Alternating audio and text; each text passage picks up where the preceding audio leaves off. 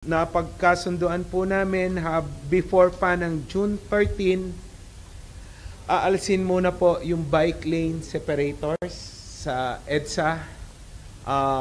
Makikipagpulong po tayo sa mga stakeholders, particularly ang mga motorsiklo at mga nagbibisikleta para pag-usapan po yung exclusive bicycle lanes at probably gagawa po tayo ng exclusive motorcycle lane sa EDSA dahil babawalan na po natin ang motorsiklo na pumunta sa ilalim sa mga underpass at ganoon din po hindi na po sila papayagan sa mga overpass.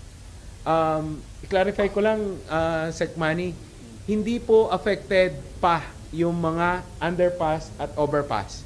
Hindi po kasama sa gagawin.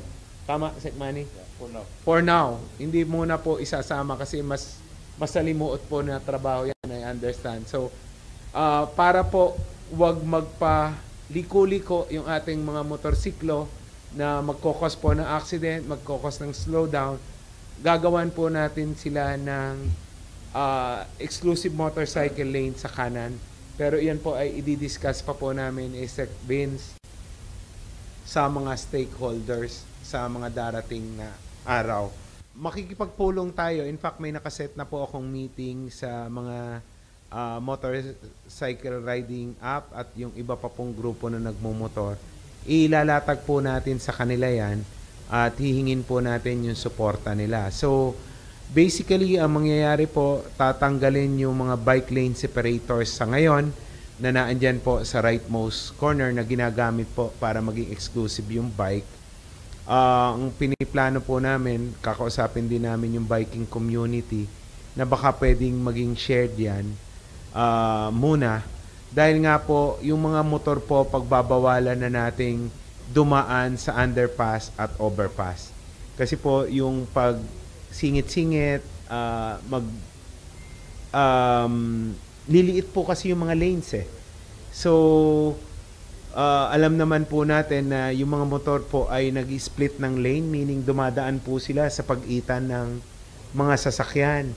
So, kung masyado pong maliit yung espasyo, yan po yung pagmumulan ng aksidente na, again, makakadagdag sa pagbigat ng daloy ng traffic. Yung from right, pipiliting kumaliwa para bumaba ng underpass or pumanik ng overpass.